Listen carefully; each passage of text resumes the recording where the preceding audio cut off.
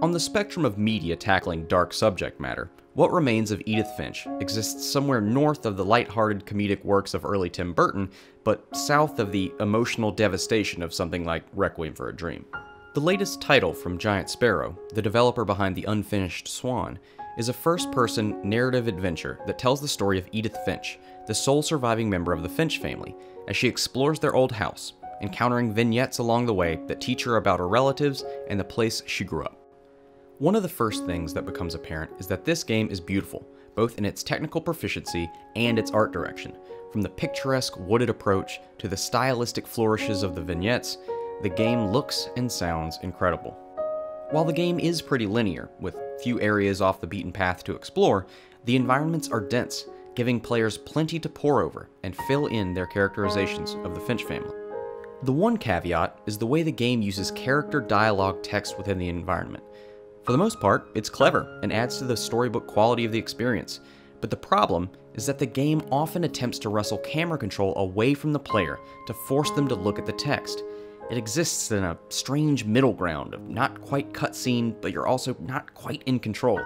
It's a strange, occasionally frustrating design decision that, fortunately, doesn't happen too often.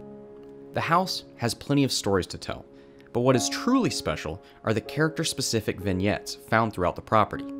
These manifest as short, independent experiences with their own mechanics and narratives. From the first-person owl section to the 80s horror comic book one, the sheer variety in look and feel in these segments is incredible.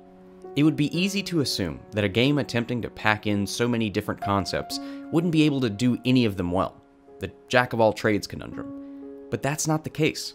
For the most part, each of the sections feels competent at worst. The hookman had vanished. She listened for his breathing, but all she heard was... The story in the game is pretty straightforward, although it leaves enough ambiguous to give players something to think about. The tone is surprisingly lighthearted for a game centered around discovering how each of your family members died, which is probably a blessing. Spending the same amount of time in a more downtrodden tone could have been oppressive. Instead, the game feels much more akin to a modern Grimm's fairy tale.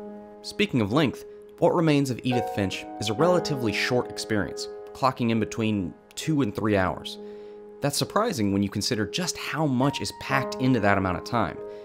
It's easily digestible and very friendly to repeat playthroughs. What Remains of Edith Finch manages to tell a rich and nuanced story in a short amount of time with a variety of different mechanics and styles. It represents some of the best parts of indie game development while avoiding most of the pitfalls. Hopefully, for Giant Sparrow, what remains of this game is a sense of achievement and pride in crafting an experience that is both technically proficient and emotionally impactful.